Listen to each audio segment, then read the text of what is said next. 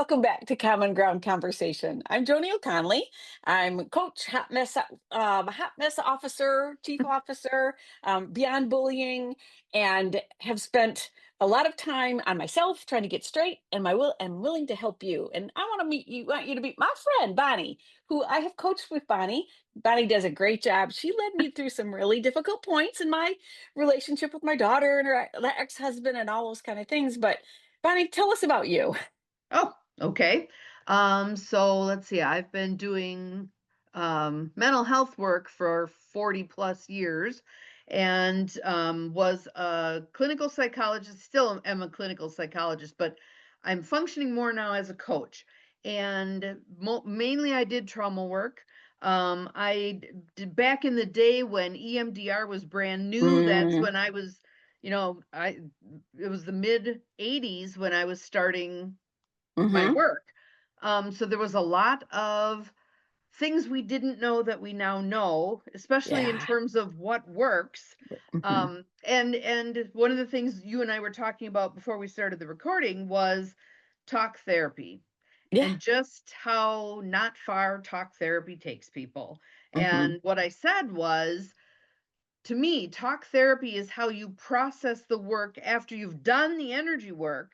The Yeah. talk therapy can help you kind of sort through what just happened, Mhm. kind of stuff. Mhm. So I've gone through a million iterations, learned a ton of tools. The tool bag's pretty full. There's lots of things because what works for one person may not work for another. I don't like Mhm. this one size fits all. I have Sure. one technique and you all got to do that technique. Uh-uh. Yeah. It's Yeah. figuring out what works for an individual person. And like I said, I think this is a huge piece too. Human beings are complicated. Mhm. We will hit resistance when when I'm working with somebody and we hit resistance, I think to myself, aha, we're just about there, Mhm. because Mhm. that's when you bump into the resistance. And again, is that like our psyche trying to protect ourselves? Is that the resistance that we run up against? Yes.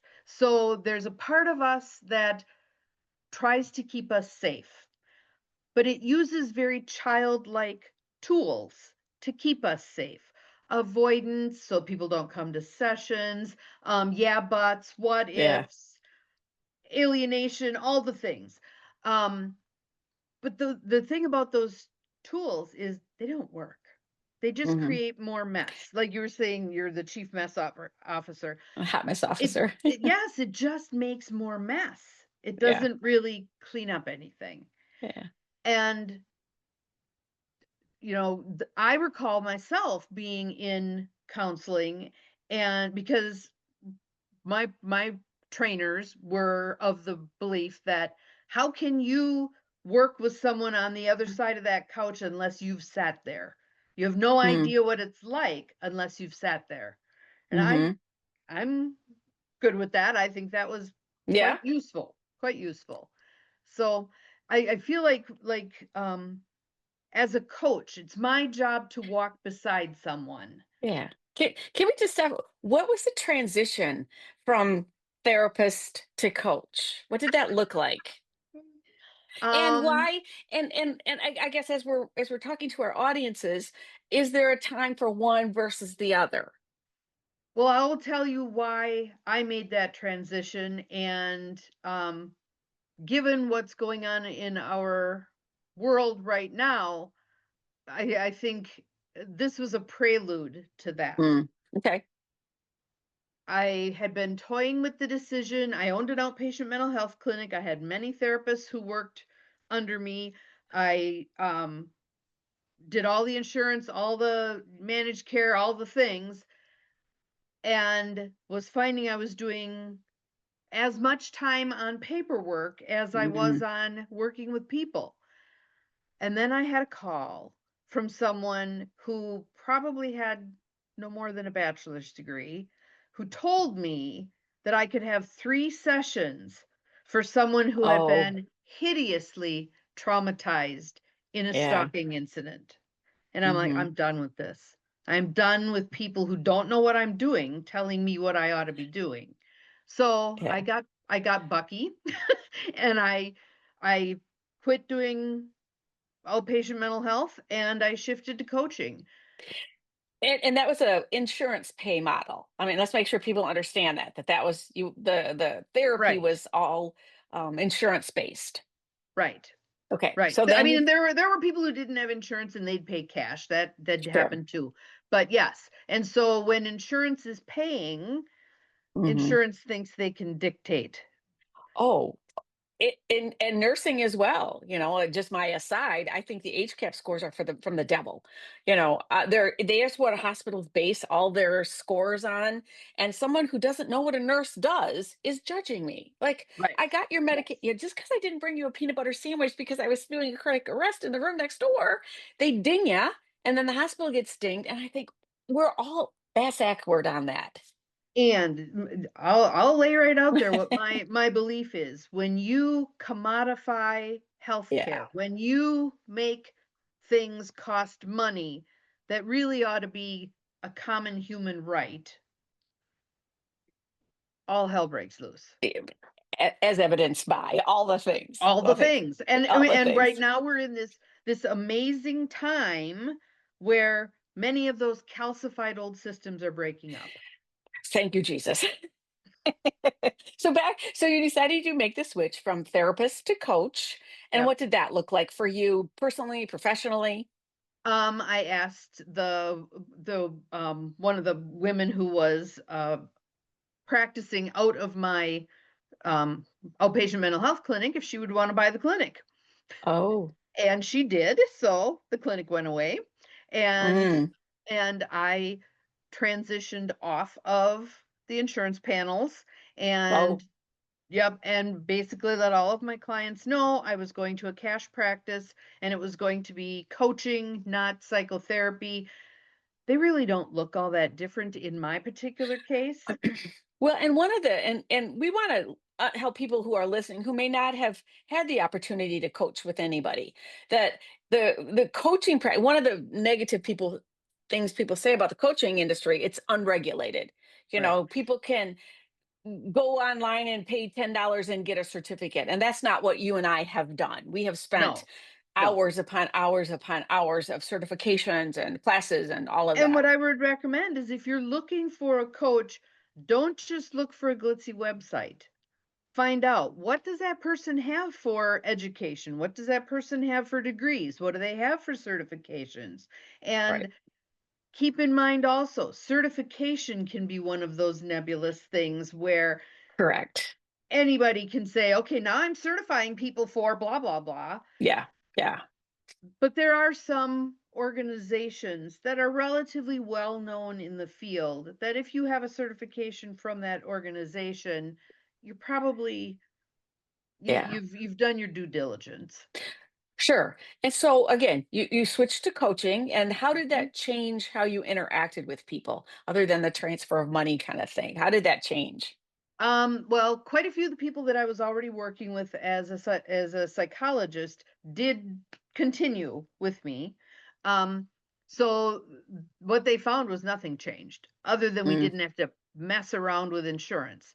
yeah. On the other hand, new people, when they came in, after 40 years of doing this stuff, you get pretty good at picking out what's Yeah. going on with people.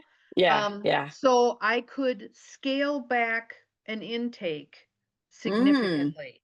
I didn't okay. need to ask 8,000 questions about when were they potty trained, et cetera, et cetera. Yeah. I could get cut to the chase. Yeah. Ask Yeah. the important questions, keep it brief, and then immediately start teaching people. Okay, so the main thing we're working with here is anxiety. Let me teach you two tools that you can leave with today Yeah. that you can do for yourself to help with anxiety. Okay, Mhm. you're dealing with depression, you're dealing with trauma. Let me give you some tools the first day before you walk out the door. Yeah. I was listening to another person on YouTube, and she was talking about her years of therapy. She said she was going 3 times a week, and they were getting right to the moment, and they'd go, "Oh, that's our time for today. We'll see you another time." That like that, just when she was getting there, kind of a thing. And that I think we And try human beings do that. They will often, I mean, even I can't tell you the number of times I had at the end of a session someone say, "Oh, by the way, I had Yeah. my father's baby when I was 12," Yeah. Yeah. right at the end of the Yeah. session. It Yeah. makes sense. If you look at it from a psyche perspective, it makes sense. I'm gonna drop this bomb and I'm gonna get the hell out of here because I don't Get want to back. Yeah. deal with it. Hmm.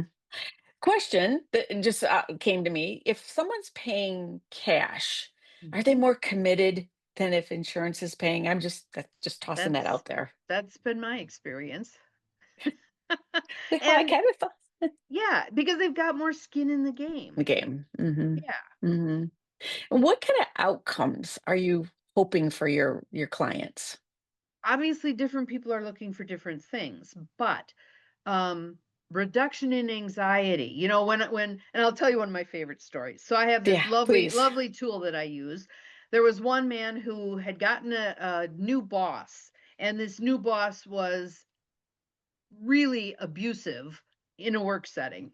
So on his way to work every day, he'd have to stop along the highway, like 3 lanes each way, and throw up. He was that Oh upset my. about Yeah. going to work. Yeah. Everything was his hair was falling out. I mean, just awful.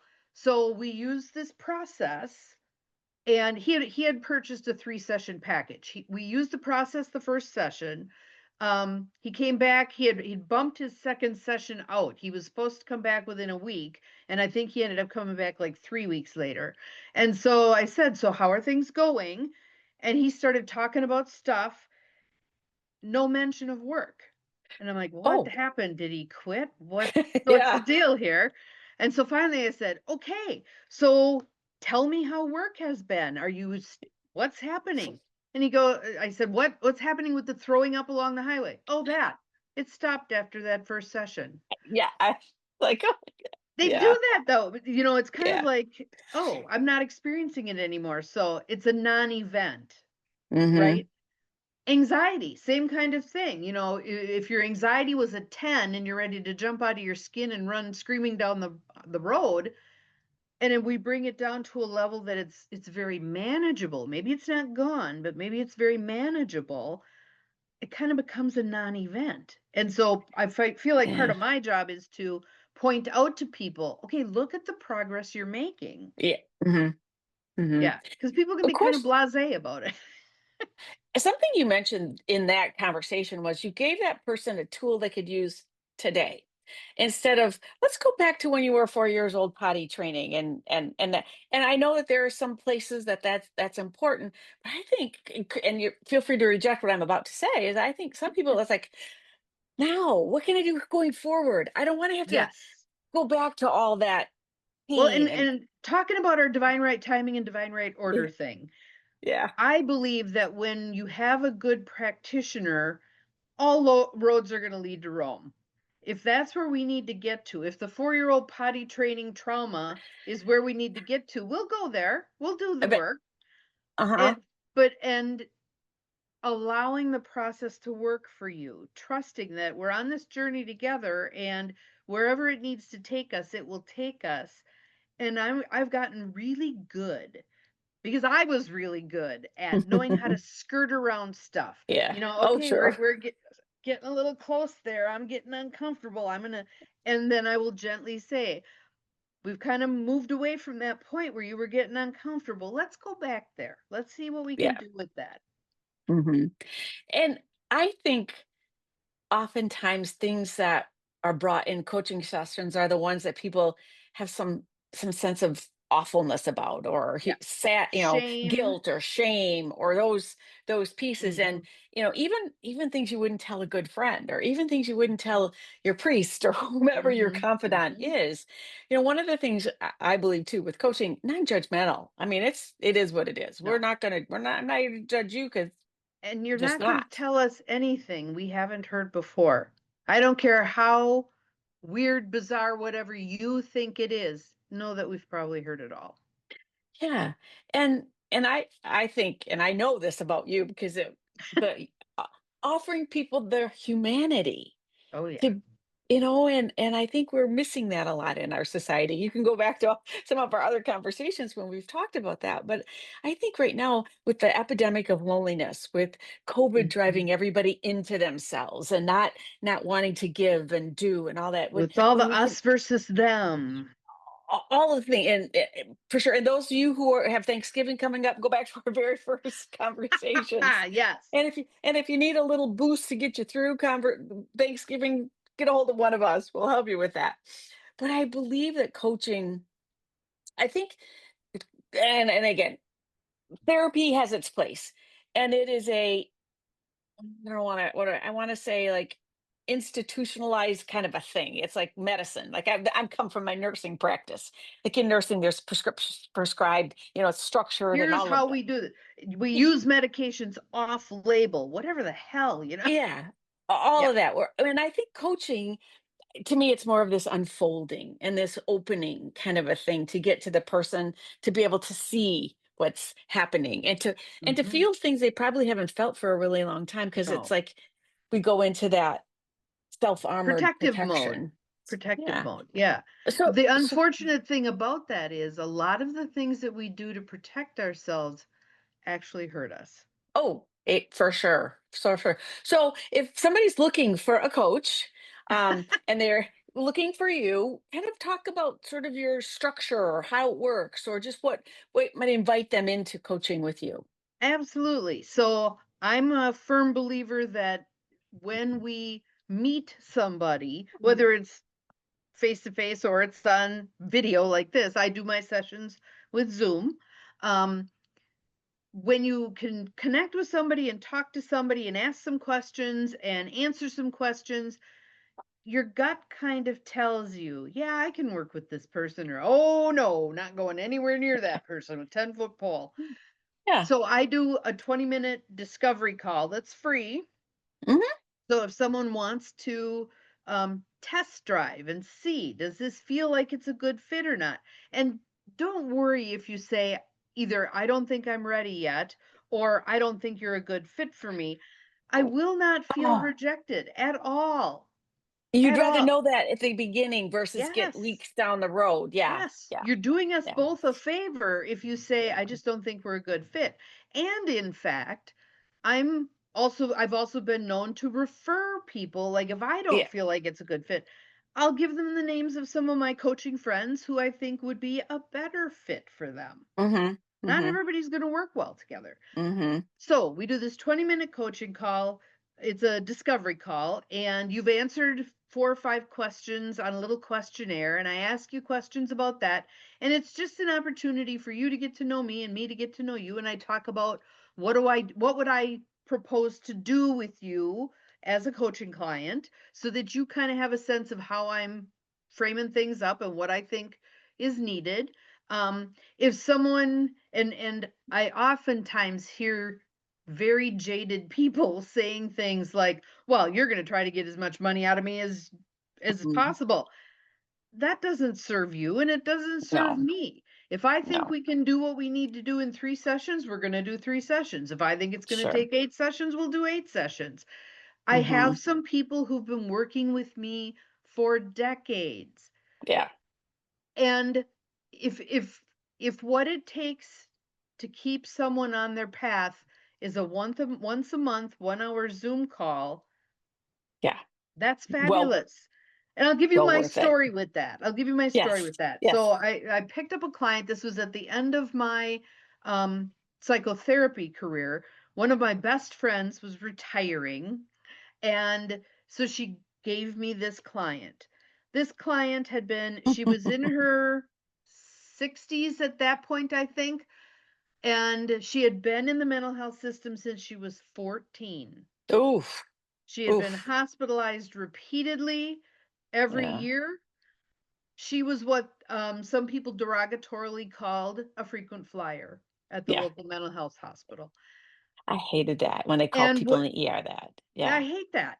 Hate it. And so when this therapist handed her over to me, she said, "I hate to say this, but it's likely she's going to kill herself on your watch." Oh, oh my And golly. yeah, That's great way to that hurt. start, right? Oh, that hurt my heart. Just Yep. you said that. In the course of I Yeah. mean, I think I treated her for over 2 decades. We had a 14-year run with no hospitalizations. Wow. Yeah. Uh-huh.